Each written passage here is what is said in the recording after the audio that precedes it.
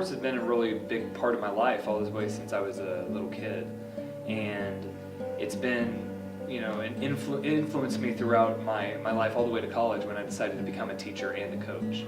Growing up, being in the hospital was just kind of something normal for me. I was diagnosed with leukemia when I was 1 year old. We're having a 1-year-old birthday party for me, and one of my babysitters said that she had noticed a whole bunch of spots on my body. So they took me to the hospital and diagnosed me with ALL, leukemia.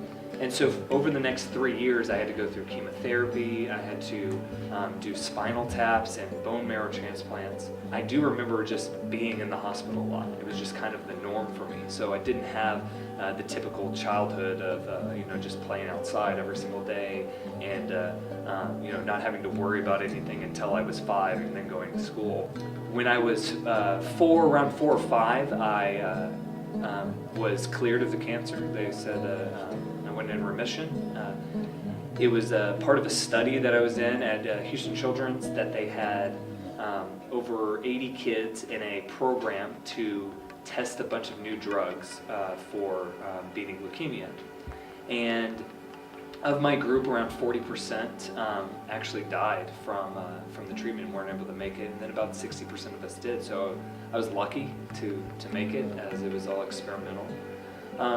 But that's something that's really something I've held on to later. As I started getting older, my parents kept telling me, like you could have died, you could have, but you didn't.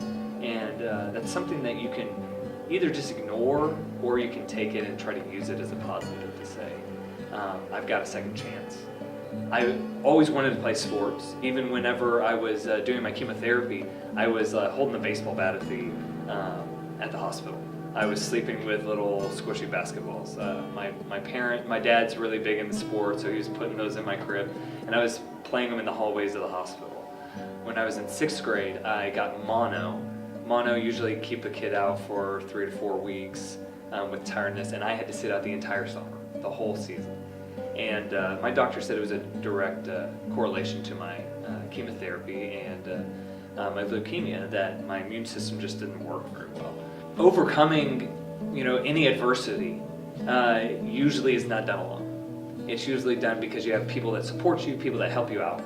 And really, my parents were the first line of you know, encouraging me to not feel sorry for myself, but to try and do whatever I could to move forward, to overcome any of the setbacks that were going to happen because of my sickness, or any future ones that might come along too.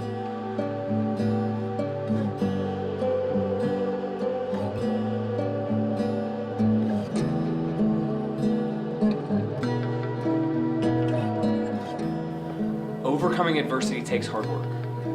You can't just overcome something like an illness or like a bad family situation or just something bad that's happened to you by just ignoring the problem altogether. You have to deal with it. And it takes hard work. And something that I've always thought was important is not just participating, but trying to be successful. There's so many people that they participate in things. They make a decision to join, and then they're okay with just being on the team. They're okay with just being a part of the group. But they're not looking for success. It's going to be very difficult for you to ever overcome any adversity, for you to ever be successful, if you don't have a goal in mind that you can actually try to reach. Stop just participating and strive for success.